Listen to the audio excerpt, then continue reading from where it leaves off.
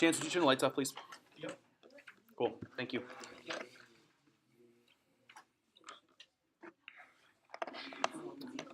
This is Roman numeral 4 by my count. You're taking your own notes. It might be something a little bit different. This is where I'm at. Yes. Yep. So just because of the way that we are mapping out this course, we are covering a number of different cultures in one unit here, from the Byzantine Empire to the Russians, and now we're going to deal with some Far Eastern civilizations, primarily China, a little bit of Japan today. This is Roman numeral 4. Yep. So, like I said, it covers chapters 10, 11, and 12 in your book.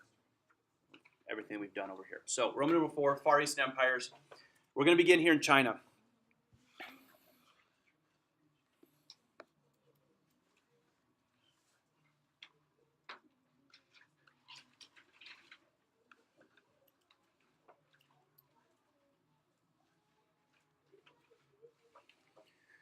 So, there's a lot we don't know about China. And a lot of times we tend to skim over and not deal with a whole lot of Chinese history. I might want to know why. Or want to take a guess as to why. Julie? Maybe they didn't really publicize. That is true. China wasn't going out there self-promoting. Why else do you think that China may not be covered as adequately in our history books or in our history classes as others? Haley, what do you think? Because they weren't in any of the big wars until later. Okay, they weren't part of global conflict. Sure. Yeah, that's another good option. Becca? They were isolated, so we don't know a lot about exactly what happened. Yeah, a lot of isolation. We're going to talk about that a little bit today as well. So for all of those reasons, there's a lot of Chinese culture that was hidden away from the world for a long time. Now, a lot of it has been opened up, and we know more now, but for many years, China was a mystery. And part of that was intentional on the part of the Chinese because they did not like foreign ideas, or they resisted foreign ideas. The Chinese culture was very much about advancing their own society. They did not want to be influenced by the Western world. And so when we say Western world, what region are we talking about if I use that phrase? Well, yeah, anything to the west. Let's be more specific. Give me, okay, Europe, primarily Europe. America would not have been around yet. But when we're using it in this context, primarily Europe, maybe even the Byzantine Empire as well. They did not want a whole lot of involvement there, and so they resisted those foreign ideas and wanted to keep to themselves. However, the Westerners really wanted what the Chinese had because the Chinese were doing some things very well. They were producing some high-quality goods, some materials. They had some natural resources that the Westerners wanted. The two most prominent Chinese resources, or the Chinese products, were what? What did people want from China? No. Discoveries and inventions. Rice. You're reading ahead on stuff. Yeah, it's not on the screen. It's not going to be on there. What are the two most sought after Chinese commodities? Fortune cookies. People. Your grandmother may have some of this. China cups. Okay, what is that made out of? China. No! Porcelain. Toilet stuff. Porcelain. Okay, so porcelain is one of those things. Porcelain is one of those items that the Westerners could not perfect, they could not reproduce, and they had no way of making their own, so they had to go to China to get it. But China was so closed off from the world that it became really difficult for anybody to get their hands on it. Now, there was a second item that the Chinese developed that the Westerners wanted. It's not food related. Silk. Yeah, silk was the other one. Now, anytime that you read about silk or you hear about it in history or even in scripture, it's associated with royalty, it's associated with luxury. And the Chinese had this technology and they had this cloth that they were making, and Westerners did not have access to that unless they went to China to get it. So those are the two most sought after goods from China. And the Chinese also made a number of discoveries and inventions. Those of you that were reading ahead saw this on here, that they were some of the first cultures to have movable type. Now, why is movable type important? Justin?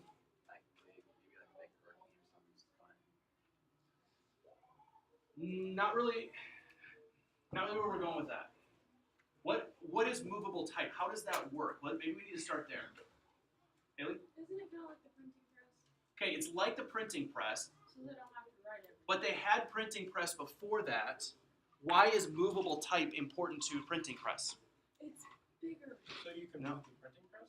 No, it has nothing to do with moving the printing press Those are itself. the words. It's movable type. So you can. So you don't have to make like a different Oh, like a typewriter page every time. You can just move the letters. Right. We can move the letters in the printing press, so that way, if we want to make a little change, we can.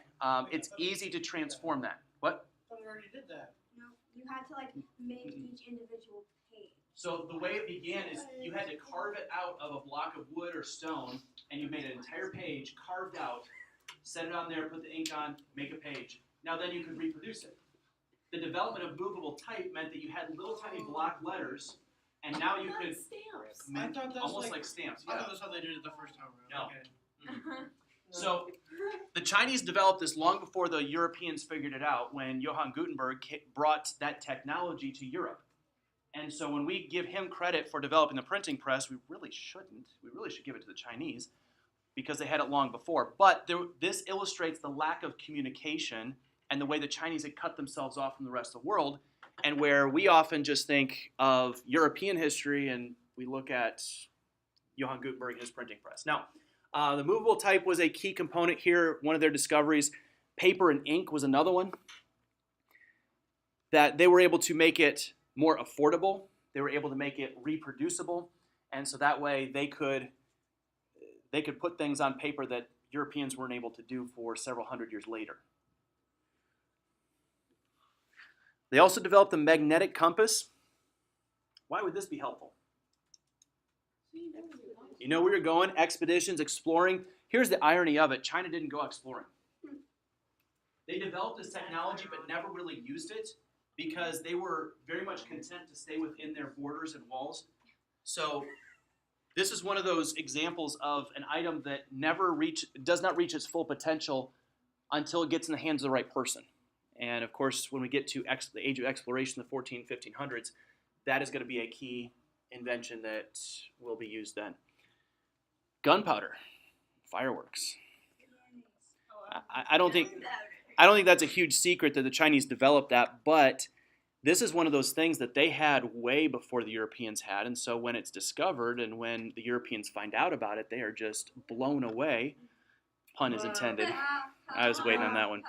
I bet you use that. You were waiting all day just to use I have been waiting on that one. Yeah. So the Europeans are just absolutely mind blown by seeing all of this gunpowder. They are. I'm trying to think of another one off the top of my head. It's not coming to me. But the fireworks, that's another part of it that they use for celebration. Yeah, they were on fire. Good. Yeah, well done. Training you well. So. You sound like like the sensei. Mr. Training. Jones, Mm. you need to give Yeah. a Like club pink. J-term class on puns. J-term class on puns. That would be very intriguing. Yeah. I would take that class. Yeah. We need to do it. Now, that's a little bit about the Chinese culture. We're not going to spend much time there right now. We also need to bring back the Mongols. We talked about them and their influence in Russia just the other day. Now we're going to talk about their influence on China. So the Mongols here they really don't have a home. They are nomadic. We talked about that on Tuesday. So they're moving from place to place. And they have their foot on or in several different cultures. Russia being one of them. China's now another one. So They didn't have a home where they come from. remember, they were a bunch of disorganized, kind of nomadic people. And that's where Genghis Khan united them all together. And he said, we're gonna start marching all over with the Golden Horde, conquering people, and this is gonna be great. And you need to join our team. And we're gonna make a super team, kind of like the the Cavs are trying to do or the Warriors trying to do in the NBA. Was Drake on it? That's neither here nor there. So here we have the Mongolian Empire led by Kublai Khan. Now, Kublai Khan is the grandson of Genghis Khan. Come on, Mr. Jones, you have to know everything. It does smell like pancakes. I think Gavin might be onto something there. Never It mind. kind of does, yeah. We should go steal the food on the outside. Now, Like I- the Mongols. I was in the middle of talking about Kublai Khan until we got distracted by the sweet smell of pancakes. Mr. Jones, can we Yeah. practice being like the Mongols and take their You know, that sounds like a great idea in theory. I love the emphasis on drawing connection to history there. If I could get away with it, I think that would be great because I think it's middle schoolers right now that are cooking that. It'd be so easy. If we all dressed up in like, that'd be Dude, I oh, think that'd be that- great. Yeah. No matter day. So No. you might not see me on Monday when you're taking your test. If we were to do that, I'll just I can't even do that. I may not be welcome back. Anyway, so here's Kublai Khan. He is the grandson of Genghis Khan. So grandson. You realize how many sons he has? Let's not argue. That's not appropriate. He assumes the title of the Great Khan. Okay? So he's also known by the title the Great Khan. By now we are a couple generations down the line from Genghis Khan. We have now seen them conquer Russia, and now they're moving into China. And he becomes the emperor of China. Kublai Khan becomes the emperor of China. And what he does while he's the emperor of China is he unites the nation. And they kind of treat him the same way that we talked about before with some of the Russians, where they said, if you obey our rules and laws, then we're going to be kind to you. So you be good to us, we'll be good to you. They got along really well in China. And so Kublai Khan unites the people, and he also opens up trade with the rest of the world. He forces China to now take all those inventions we just talked about and to start spreading them around the world and to allow people inside their borders, allow their people to navigate, to travel around the known world. And as they start doing that, they realize that the Chinese culture is pretty far advanced, and they have a lot of good stuff going for them. But as he is ruling China, he realized that he wanted, as he opened up trade with the world, he wanted to open the eyes and expand. He wanted to eventually get as far as Japan. But he was not able to conquer Japan. Japan was that one trophy that he never got, and the Mongols were not able to control. As he ruled China, the Mongols here did adapt to Chinese way of life. I told you there was some give and take between the two. And the Mongols looked at the Chinese culture and they realized that the Chinese had some really good things. And so the Mongols adapted some of the Chinese way of life. Yes? I looked up Kublai Khan because I Okay. thought it was up there. Mm-hmm. Apparently there's a Netflix show on the Mongols. Really? We should watch it. Probably in person. I don't know that you need to click on that right now. Just because, yeah, I have no idea what the content is. So, as Kublai Khan is ruling China, they begin to adapt to the Chinese way of life. They increase trade around the world, and they use the Silk Road in order to increase that trade. Most of us have heard of the Silk Road. If you haven't, then Okay. here's your chance. Just kidding. I'm just kidding. Let's keep our derogatory and insulting comments to ourselves. Who said This what? is not derogatory. What was derogatory and inappropriate? It should not be repeated if it was said. You don't need to worry about it. Let's keep our derogatory and insulting comments to ourselves. Yeah, it's not funny. In the middle of that argument, we shouted out some other things. Now, Pointing doesn't help. The Silk Road was this trade route between Europe and China where items were going back and forth, and China was able to extend their influence beyond just their own borders. And they were primarily transporting silk and porcelain to Europe, and they're making a lot of money doing so. Well, in the process of all of that, most of us heard of Marco Polo. You probably played the game. Is that where it came from? The game, I have no idea where the game came from, but this is the guy. This is Marco Polo.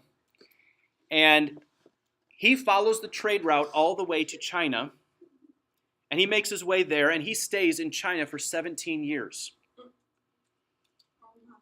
Now, most of us, when we hear about Marco Polo, we've talked about him in history class in the past, what do we know about Marco Polo's travels? He wrote a lot about him. And Okay. sent him back to England. Okay, he sent him back to England. Okay, No one believed it. and nobody believes him. Okay, so what we don't understand, we don't really read through those writings, we don't really understand how developed, or how enveloped, maybe I should say, into the culture he became. He made himself one with the Chinese people. Here was a European who wanted to know so badly what the key to life, the key to success was, that he essentially became Chinese for 17 years, and he wrote about his experience. And as you mentioned, he writes back to Europe, and people read it, and what do they think? Think he's crazy.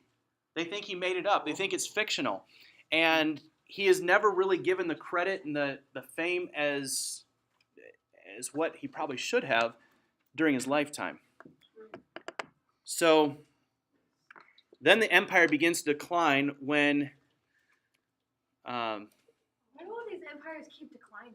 There's always like, they always start, and then at the end they're always like, and Yep. then the empire declines. Yep, And one day Every we're gonna be reading about how America declined. you both are exactly right. Shook. Yeah. Thanks So to ISIS. the every empire has its rise and fall. The United States is an empire. It is? Mhm. You're living in the middle of it. Democratic Republic. Yeah. Really, they unite Well, you can be a everything. democratic republic and be an empire. Yeah. We're not talking dictatorship or What's the definition How of long have we been around compared to Like, how long have we been at least? okay. So that's a great question. Let me finish talking about this empire first, then I'll get to that question. So the empire declines, and eventually the Chinese people revolt against the Mongols after Kublai Khan dies. So he was the glue that was keeping everything together and keeping everything peaceful. When he dies, the Chinese people are ready for the Mongols to get out, and they overthrow them, and they kick out the Mongols as best they can. And China ends up closing itself back off to the rest of the world once Kublai Khan is gone. I'd have to go back and look. I don't remember in my head the timeline of when it was made. It's somewhere in this neighborhood around now. I can't remember if it's before or after Kublai Khan. So now, going back to your question here about the United States. So if this is the timeline of all of history, 6,000 years, the United States has been in existence for 250, 60, somewhere in the neighborhood. So we're like this big on the timeline. I mean, really, really tiny. Israel. So we have existed for a fraction of the time that most of these empires existed, which could mean that the United States has a lot longer to go, or it could mean that we're just a blip on the radar, and that after a while, maybe a couple hundred years down the road, somebody's going to be reading about us in the textbooks, and we're going to be like, The world. no, Rome lasted a whole lot longer than we have. Quickest falling. But we're still going, so. Right, that's what I'm saying. Like, if, let's say our empire ends tomorrow, and That would be hilarious. A lot of shame. Hey, we were just talking Yeah. about this. I support it. you look back, an empire that lasts for, well, really, I would say we've not been an empire for more, maybe 100 years, maybe 120. That's really, really insignificant in the timeline of history. Wait, how long did Rome last? Like 2000 some, right? No, they were, I would argue that they were about 500 years, Oh, really? So we only got like 600 Yeah. more to go. because they were conquered in 476. What was the longest? I believe it was 476. Yeah, what was the longest lasting empire? We're all like afraid that we're I- gonna die tomorrow now. I, We're all like, how long are we gonna last, bro? I would argue Egypt, Um, because they were several. I think they were like 2,000 to 3,000 years. all right, guys, we got at least like. Guys, we got time. So let's talk Japan now. Now, Japan was that nation that the Mongols could not enter, they could not conquer. Part of that was due to the fact that the Mongols were really good on land, terrible on water. They could not get across the waterway into Japan. Their naval skills were lacking, and so Japan was pretty safe because of that. Now, in their early history, Japan was ruled by clans. So these clans were a number of families that had a common ancestor, and that was the way that they ruled their people. The most famous of all these clans was the Yamato clan.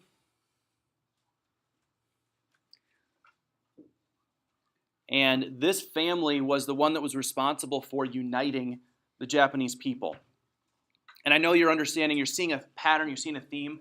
I'm picking out the most significant family or the most significant people. I'm talking about who unites them to make them into an empire, makes them into a world leader.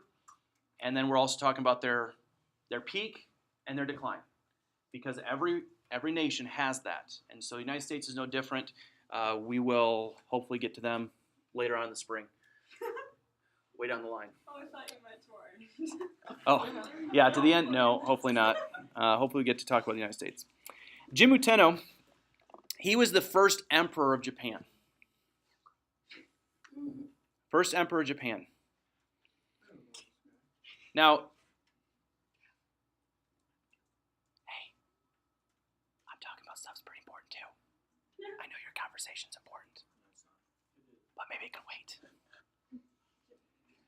So Jimmu Tenno, he was the first emperor, and understanding a little bit about the Japanese culture, they put Jimmu Tenno on the same level as some of their gods, and they viewed him as a descendant of one of their gods, specifically the sun goddess, and that way the people would worship him or would respect him the same way that they would their religious leaders. And so they believed that the Yamato clan was descendants of Jimmu Tenno, and because he was a descendant of the sun goddess, then all of the Yamato clan was considered divine. They had some supernatural powers, so you better not mess with them. Otherwise, if you rule against them or you try to overthrow them, then you may be causing yourself some spiritual problems or eternal sacrifice in the future. So, kind of sounds like the divine right of kings. Anybody recognize what the divine right of kings is from geography last year? No. Yeah, I'm feeling really confident in my teaching skills at the moment. They do like anything they wanted Why could they do anything they wanted? because everyone feared them. And They yes, thought they were God. okay, they thought that they were directly appointed by God. And so if God appointed them, if you contradict them or you try to overthrow them, then you are trying to take the place of God. And people were very afraid of that with the kings in the Middle Ages. Here we are in Japan. It's a very similar idea. Although they're not dealing with the God of the universe, they're dealing with the gods of Shintoism or Buddhism. They are fearing some sort of eternal punishment if they contradict the government leadership. It was a way to keep their people in line. Now, main religion here of Japan was Shintoism.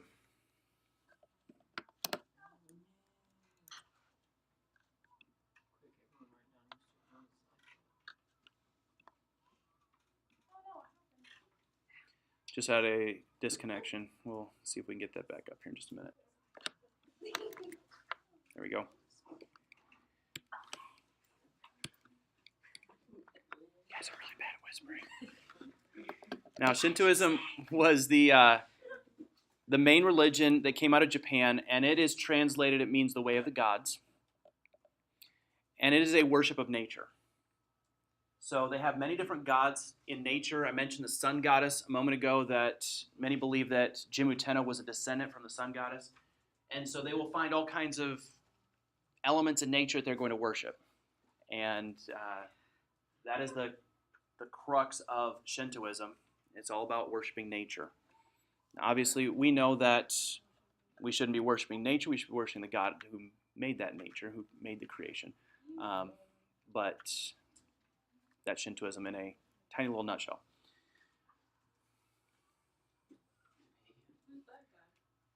We'll get to him here in just a minute. So Japan was very much influenced by China, and a lot of that had to do with the fact that the Chinese began to invade with their culture into Japan, and as the doors of China were opened up by the Mongols, some of the Chinese fled from China and went into Japan and started bringing with them new ideas and bringing with them their culture. And so that is why you'll see some mixture of Chinese and Japanese culture together. And also part of the reason why eventually the Japanese are going to close their borders off, and they're going to become very opposed to outside influences because of the influence that they see from China here at the moment. So a number of things influence them through learning, art, even the writing system of China influences Japan. We also see Buddhism. Buddhism comes over from China into Japan, and it was brought over by Prince Shotoku. That is a rendering of Prince Shotoku there. And he brings Buddhism. Now, we talked about the national religion was Shintoism. Buddhism has some very different beliefs, and so a lot of people were upset and frustrated that now they had a competing religion in Japan. And this is part of the reason why, once again, the Japanese turn against foreign influence, is because they were afraid that their people were going to be led astray out of their religious ideas. So Prince Shotoku brings it over, and he makes it the national religion, and Buddhism becomes more popular than Shintoism in Japan. Now, the power of the emperor in Japan is modeled after the Tang Dynasty in China. We did. We talked about the Tang Dynasty a little bit. You can pronounce it Chang as well. Now, this dynasty here was one of the more influential in China, and as it comes over here, they have to change and have to transition some of the leadership of Japan, and that is called the Taika Reform. I'll spell it for you because it's not going to show up on the screen. It is Taika. Where are we putting that? This is under the power here. It is a Taika Reform. Taika. So this is the transition from the old Japanese government to the new Chinese-influenced Japanese government. And it's going to make their government way more powerful. And it's going to transition them from like a little family-run operation to now into a global empire. Like McDonald's. Yeah, you could say that, maybe. I would draw the connection to, in the United States, maybe Starbucks. No. No food analogies. You guys Not are thinking of restaurants. yeah, not really. Menards. Walmart. I would say, and this may go beyond your understanding a little bit to get to U.S. history, but Theodore Roosevelt. So Theodore Roosevelt was our 26th president, and he is one of those that we credit with putting the United States on a national level. You might also use President Andrew Jackson as another example there. He increased the power of the presidency tremendously in the United States. So anyway, that's the Taika Reform. A lot of powerful families continue to maintain control in Japan, and they still control much of the government even after the Taika Reform. The Fujiwara family is one of those families that still had a huge amount of influence. Yes, this is after Taika Reform.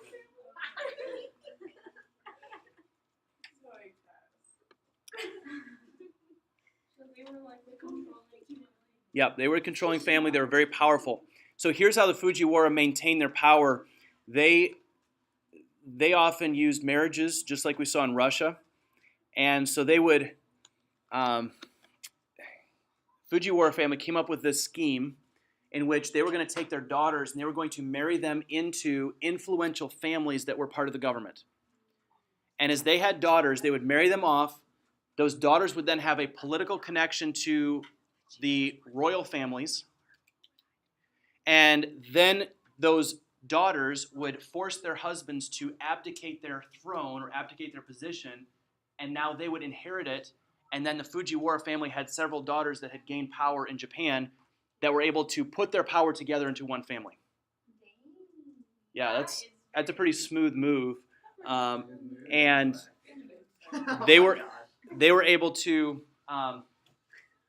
make that happen through their scheme. Now, they had to rule through their sons because females weren't allowed to rule in Japan. They were pretty restrictive on women. But they had a son. Their son now became the new emperor, and so mom would influence the son and say, hey, son, I think you need to do that. Well, every boy's going to listen to his mom. At least he should. And mom has a huge influence on these Japanese rulers. And that's the way that they were able to keep their power. Seems like it was. Last section here in Japan. We get to talk about samurai.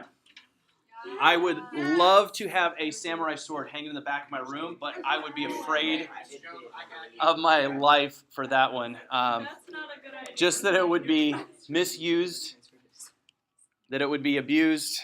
I also am not sure that it's actually legal to have it in a classroom. I don't know, but Our school's a not samurai sword. That would be so Yeah. So, So I guys, I'm clumsy. It's not a good idea. okay, enough. For the record, I do not own one. So I will tell you my samurai sword story though. When I was in high school, we went to this camp in Tennessee for a soccer tournament, and the guy there was a master swordsman with a samurai sword. He was the director of the camp. Chance, what? Chance, why are you moving all over the place? All right. Okay, guys, refocus.